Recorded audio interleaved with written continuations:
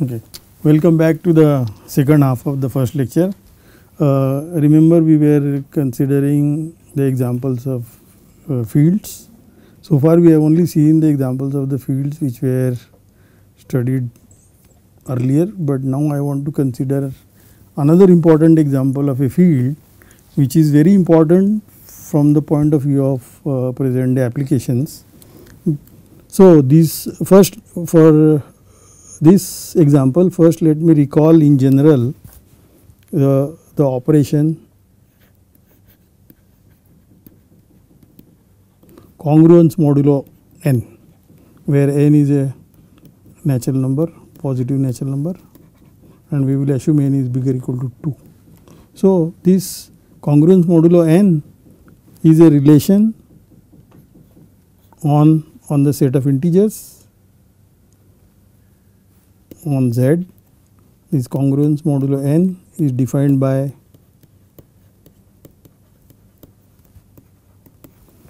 A congruent to B mod n if and only if n divides B minus A. One checks easily now, check that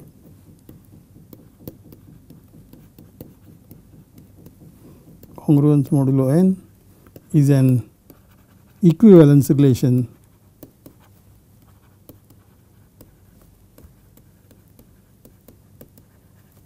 on n on integers.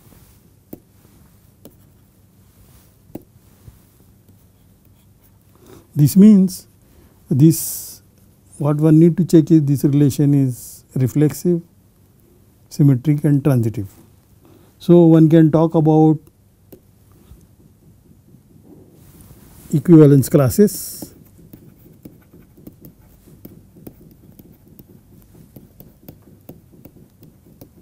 There are precisely, in this case there are precisely n equivalence classes, namely equivalence class of 0. This is all integers which are multiples of n. So, I will as a set it is integer multiples of n,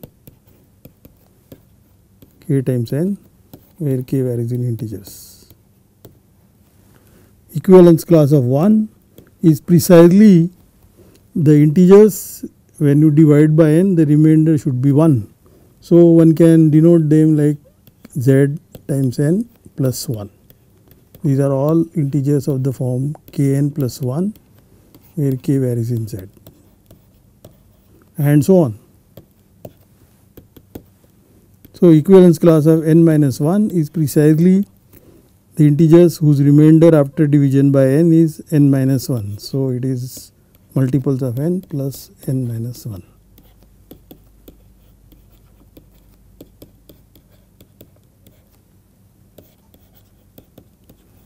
So, this one calls also the set of equivalence classes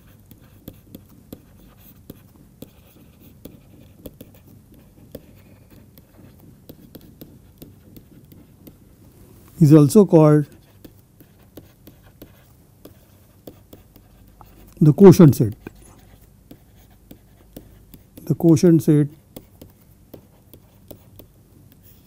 of the relation of the equivalence relation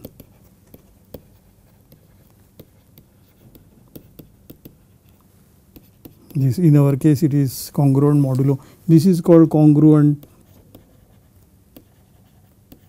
modulo n. So, standard notation for that will be z divided by this relation. This is precisely the equivalence classes, that is 0, 1, 2 and so on up to n minus 1. So, this is a set with exactly n elements. So, this is also denoted by z suffix n. This is the standard notation I will use.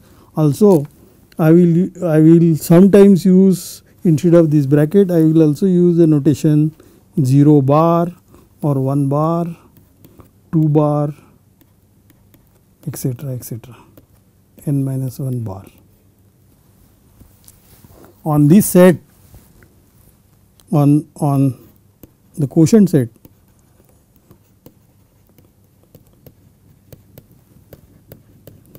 Z n, Z mod n, these I will keep calling Z modulo n. We will define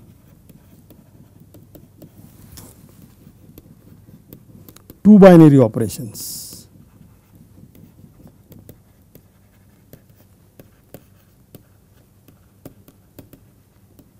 One will be called addition modulo n and the other is called multiplication modulo n, as follows.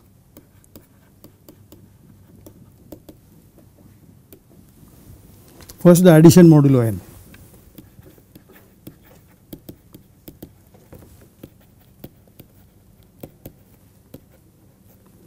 That is some suffix n. After some time I will drop this suffix n in the notation when n is fixed and there is no chance for a confusion. So, if you take any a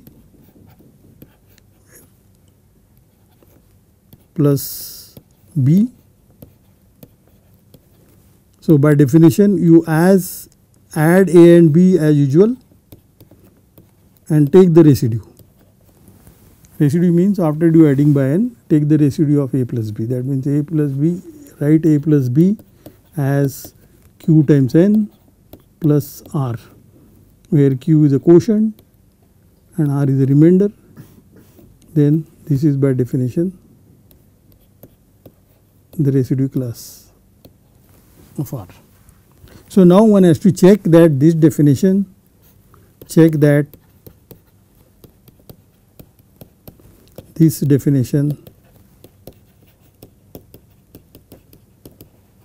is independent of the choice of a and b. For example, remember equivalence class of 0 or residue of 0, this 0 n is also same as n n or 2 n. Similarly, 1 is same as n plus 1 n and so on. So, this in this definition one need to check that this definition is independent of the choice of the integers a and b. So, this will give us a binary operation on the quotient set Z mod n, and now we will check that this is an abelian group.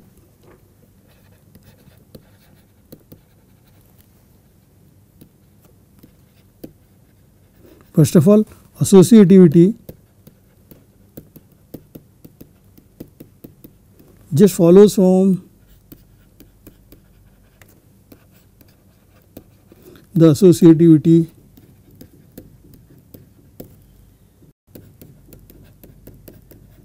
in the integers of plus in Z that we already are familiar with. So, and obviously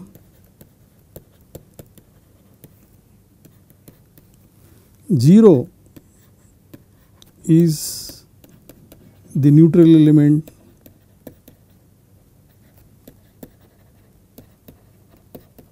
for this operation plus n, and we need to now check the inverse. So, if you have equivalence class A, the inverse is obviously n minus a.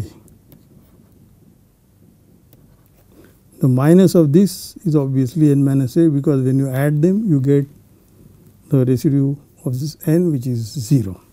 So, that checks also commutativity, associativity and commutativity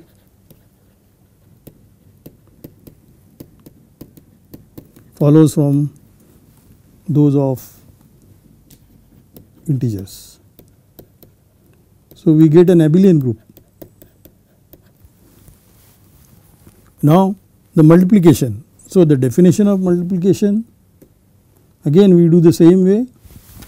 If you have equivalence class of A times equivalence class of B, define, multiply A and B as usual and take the residue class of AB. So this means again look at the integer AB, divide this by n and look at the remainder. This is the remainder. So by definition this is the equivalence class of R. Now again associativity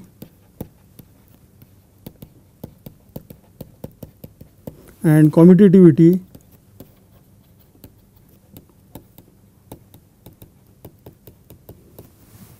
are clear. Neutral element is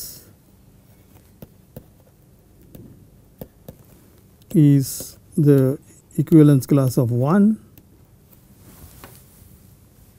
So therefore you get Z mod n, this dot n operation, this is commutative monoid.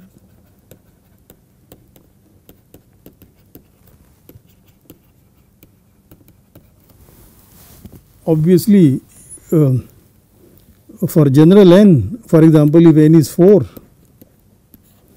the equivalence class of 2 in Z mod 4 cannot have multiplicative inverse, because 2 times 2, I will drop this n dot n, I will just write dot, this is by definition 4, but 4 is 0, so this is 0. So obviously 2 can't have inverse, 2 cannot have multiplicative inverse, because if 2 has multiplicative inverse, then I can multiply this equation by the inverse of 2 and then get 2 equal to 0, which is not possible. So this Z mod 4 under the operation modulo 4 and multiplication modulo 4, this is commutative ring.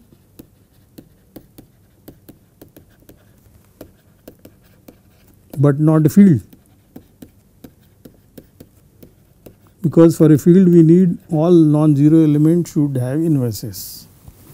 I also forgot to mention that you need to check here the distributive laws.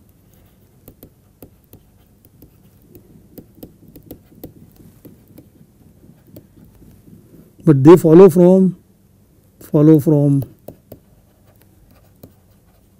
distributive laws in Z.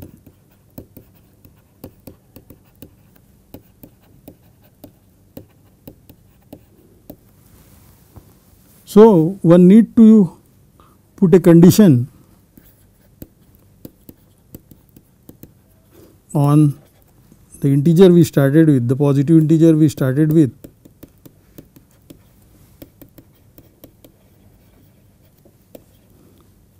so that Z mod n with these operations addition modulo n and multiplication modulo n is a field, and these conditions are very easy to see. We need to assume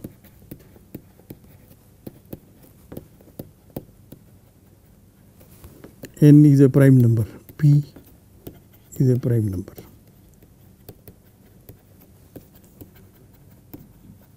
In fact, Z modulo n with respect to addition modulo n and multiplication modulo n is a field if and only if n is a prime number. This is one of the assignment you will. So this is one of the problem.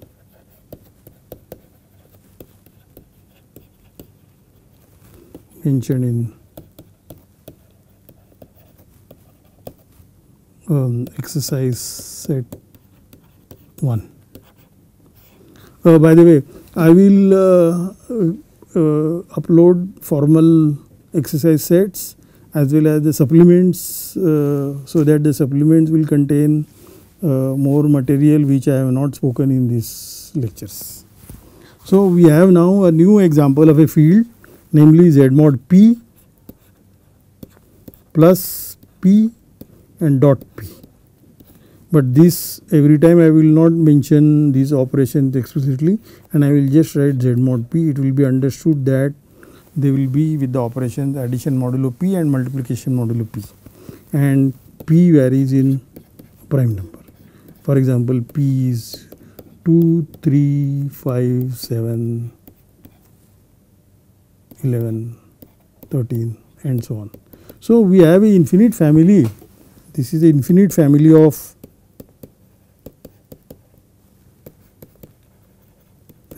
fields.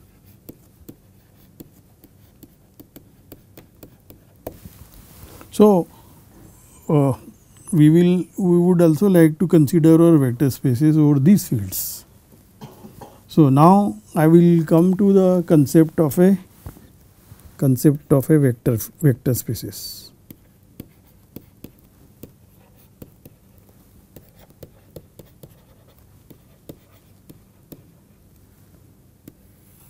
As I mentioned in the introduction, vector spaces are generalized from the vectors we were studying, and after some time I will give more digression on this, how and so on. Right now I want to consider one model example. So, model example.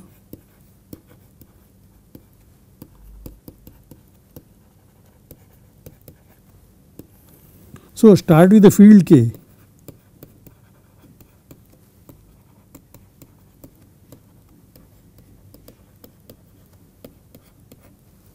I will denote capital K field. So, I will not keep saying plus and dot. It is now understood when I write a field, K is a field, that means it had two binary operation plus and a dot. With respect to plus, it is an group. With respect to dot, it is a monoid, and all non-zero elements in this field are invertible with respect to multiplication, and multiplication and addition, they are connected by distributive laws. This is what we have given. And now you consider K power n. K power n is the Cartesian product of K n times, K cross K, K cross K n times. This is by definition, they are the tuples A1 to An, where A1 to An are called coordinates of this tuple and they are elements of K. So, they are called coordinates. A1 is called first coordinate, it is called second coordinate, and so on. On this K power n, obviously addition, there is a binary operation addition, namely if I have two tuples A1 to An and B1 to Bn,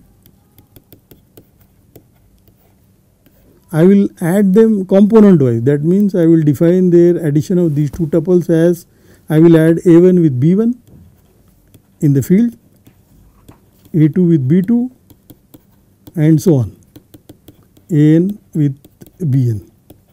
Now, it is obvious that this plus with respect to plus, this K power n, this is an abelian group.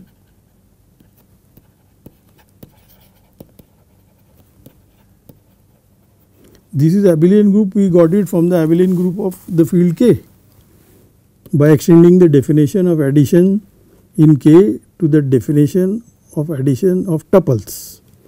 So, for example, the neutral element is precisely the 0. This is 0 tuple. This should be 0 0 0 all the way. This is called 0 tuple. This is the neutral element in k power n.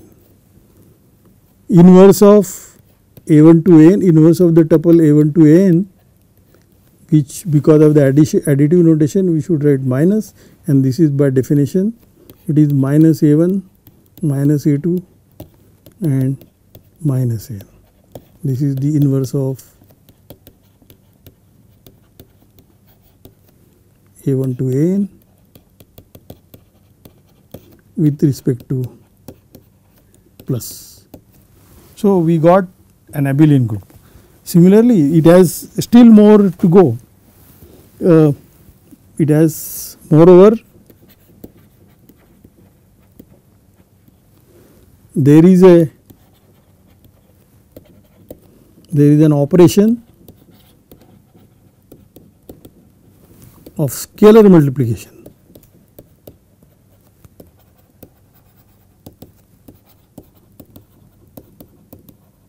of k on n, on k power n. This means we have a map from k cross k power n to k power n.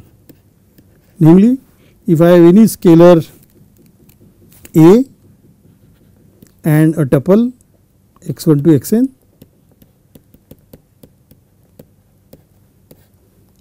this is mapped onto, just push the scalar inside. So, this is ax1, ax2, axn, where this coordinates this is inside, there is a multiplication in the k. So, we have used multiplication of k, multiplication of the field k to define a scalar multiplication of k on these n tuples. So, with this structure, this k power n with this addition and a scalar multiplication of k, this structure is called vector space over k. This field k, the field k is called the scalar field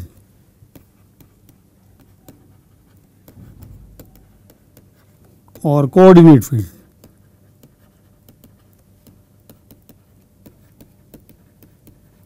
Of k power n.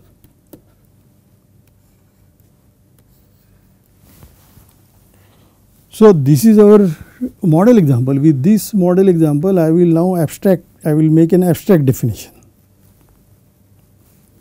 Also, I should mention here that one more point to mention here, that this scalar multiplication and the plus, they are compatible with each other. So, we should mention, note that plus and scalar multiplication on k power n are compatible. That means it satisfies the following properties, namely, for all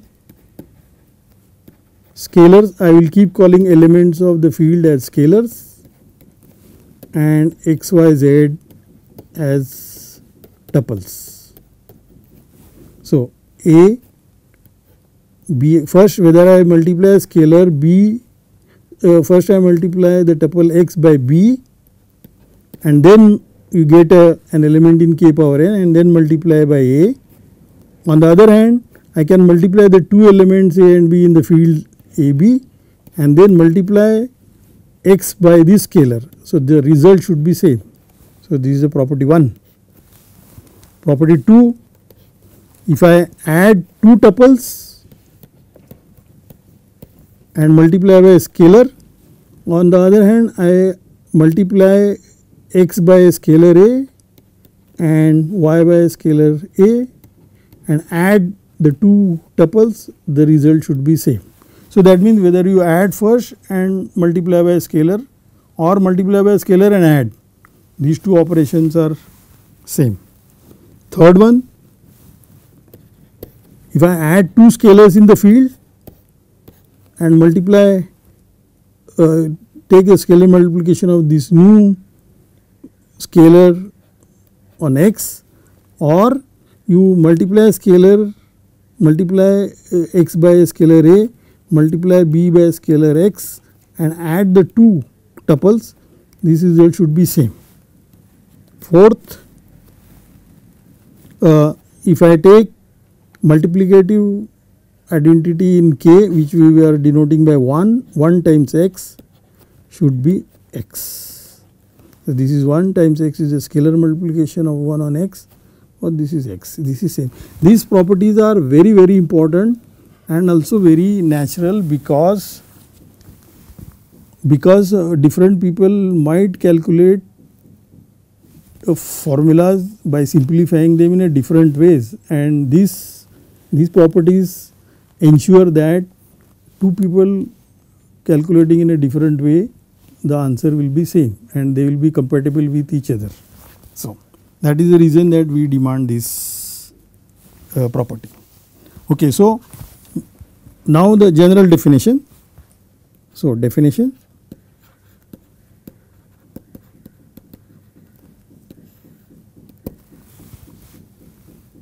let K be a field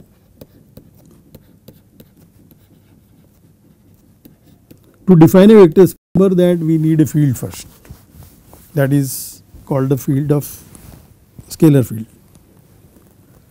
Okay, and additively written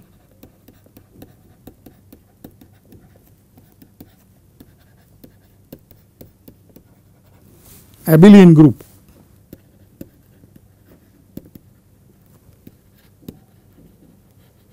that is V plus.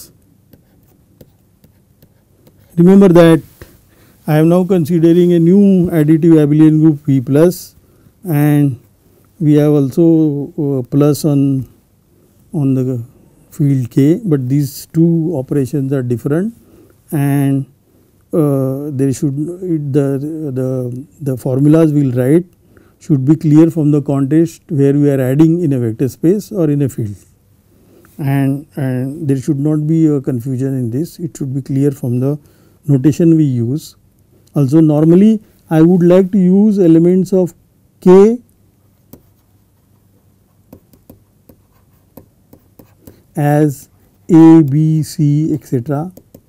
called scalars, and elements of this abelian group I will call X, Y, Z or U, V, W, etc. and these elements are called vectors. So it is additively written abelian group V plus is called a K vector space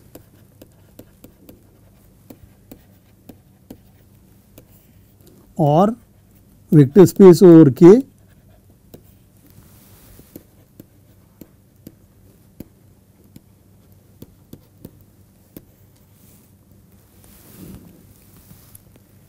if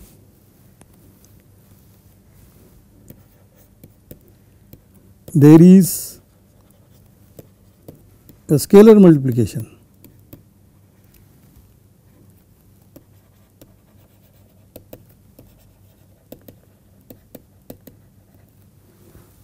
you remember scalar multiplication is a map from K cross V to K, V to V. These also I will denote usually A, the pair A comma X. The image of this under the scalar multiplication is simply AX, which is compatible with the addition plus in V, that is they satisfy the above four property.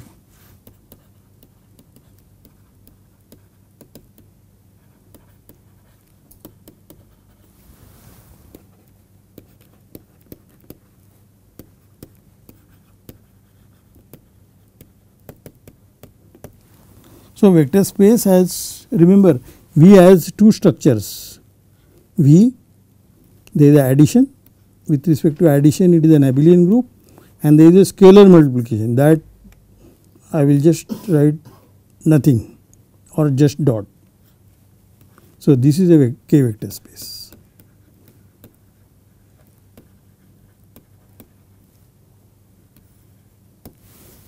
So, remember same set V or same abelian group can be vector space in a different way depending on the scalar multiplication, or the same set V with a different addition can become a different vector space.